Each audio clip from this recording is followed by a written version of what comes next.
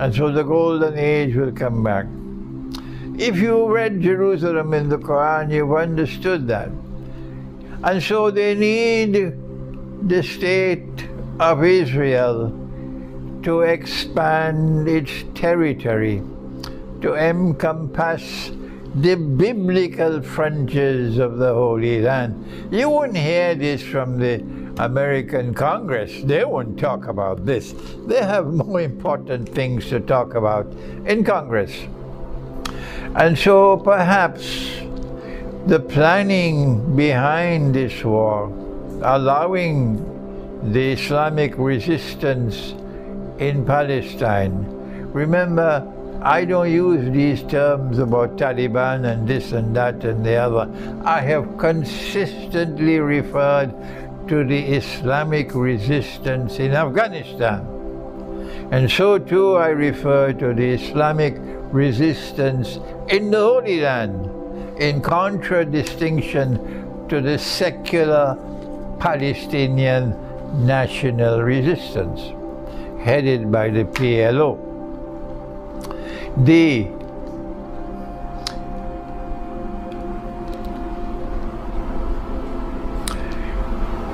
biblical frontiers of the Holy Land requires that Israel must expand her territory to the river Nile on this side and to the river Euphrates on that side.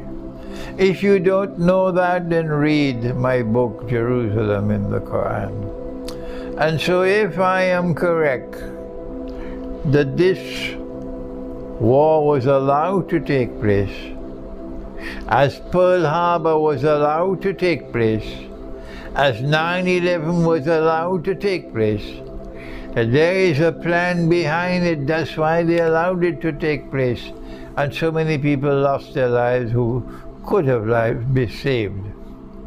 It's because perhaps Israel is planning a bigger war.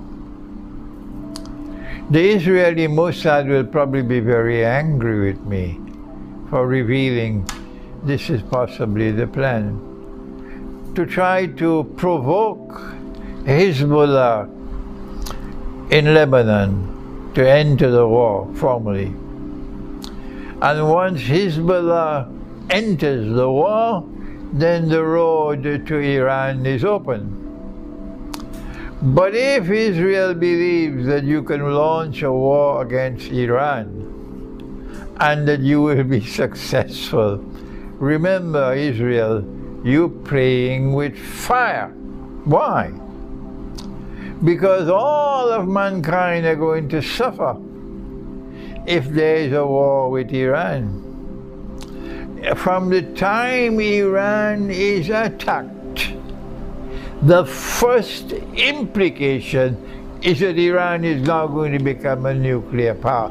Shall I repeat that for you in Jerusalem?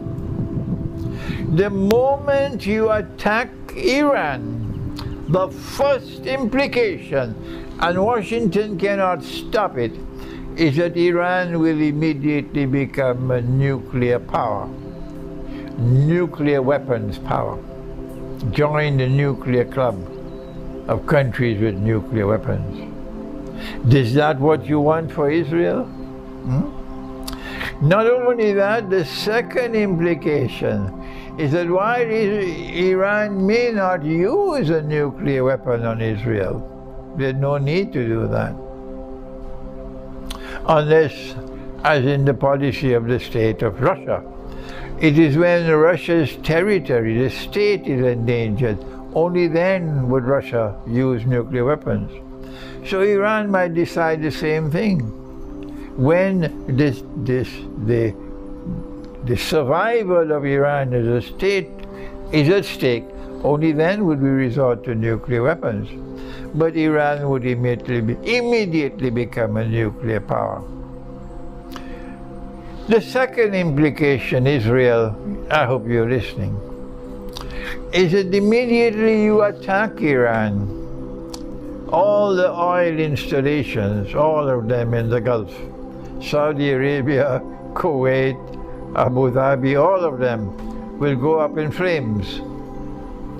because Iran has the missile capacity to destroy them all. And oil burns. It is flammable and it can spread easily. Fire.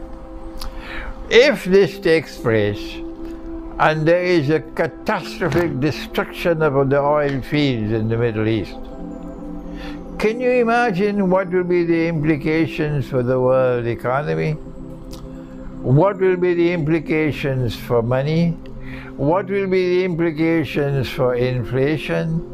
All around the world, money will start losing value.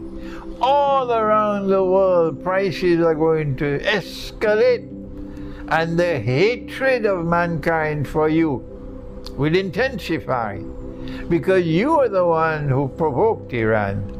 And as a consequence of launching your stupid attack on Iran, because you believe this is essential for the survival of Israel, this is what you have caused for all of mankind. As all of mankind are suffering with higher and higher prices for everything, including energy, the hatred for the state of Israel will be such that nothing in Washington, nothing in London, nothing in Paris can help you. And don't turn to the Lord God, because the Lord God is angry with you.